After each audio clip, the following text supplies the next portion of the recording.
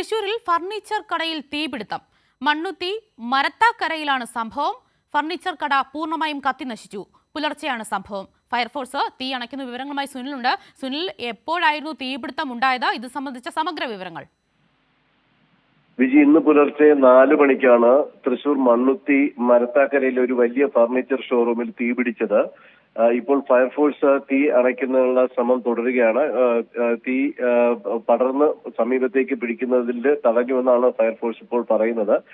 ഫയർഫോഴ്സിന്റെ ഒരു യൂണിറ്റാണ് ആദ്യം എത്തിയത്. അതിനുശേഷം കൂടുതൽ യൂണിറ്റുകൾ എത്തിച്ചുകൊണ്ട് തീ ഇപ്പോൾ നിയന്ത്രണ വിധേയമാക്കിയിരിക്കുന്നു എന്നാണ് ഫയർഫോഴ്സിൽ ഇപ്പോൾ തീ അണയ്ക്കുന്ന ഉദ്യോഗസ്ഥർ തന്നെ പറഞ്ഞിരിക്കുന്നത്. പുലർച്ചെ 4 മണിയോടുകൂടി തീപിടുത്തം ഉണ്ടായെന്ന് ഫയർഫോഴ്സിന് സന്ദേശം ലഭിച്ചതിനെ തുടർന്നാണ് ഫയർഫോഴ്സ് ഇവിടേക്ക് എത്തിയത്. അപ്പോഴേക്കും ഫർണിച്ചർ കടയിലകത്ത് തീ ആളി കത്തുന്നുണ്ടായിരുന്നു എന്നാണ് ഉദ്യോഗസ്ഥർ പറയുന്നത്.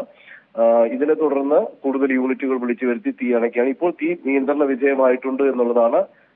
അത് കൂടുതൽ ഈ തീ അണഞ്ഞ ശേഷം മാത്രമേ സമീപത്തേക്ക് തീ പടരാനുള്ള സാധ്യതയുണ്ടോ, അല്ലെങ്കിൽ എങ്ങനെയാണ് തീപിടുത്തം ഉണ്ടായത് എന്നുള്ളത് സംബന്ധിച്ചുള്ള ഒരു പരിശോധന നടത്താൻ സാധിക്കുകയുള്ളൂ. ഇപ്പോൾ കൂടുതൽ പോലീസ് സംഘവും സ്ഥലത്തെത്തിയിട്ടുണ്ട്. ഇത് ദേശീയപാതയ്ക്ക് സമീപത്തുള്ള ഒരു കടയായതുകൊണ്ട് തന്നെ ഗതാഗതത്തിനുള്ള ഒരു തടസ്സമുള്ളതുകൊണ്ട് പോലീസ് എത്തി അതിനുള്ള ക്രമീകരണങ്ങളാണ് ഇപ്പോൾ നടത്തിക്കൊണ്ടിരിക്കുന്നത്.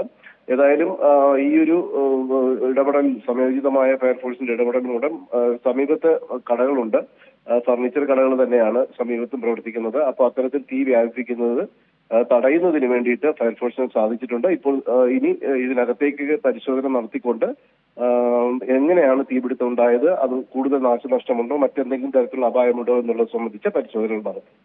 ശരി സുനിൽ, വ്യക്തമാണ്.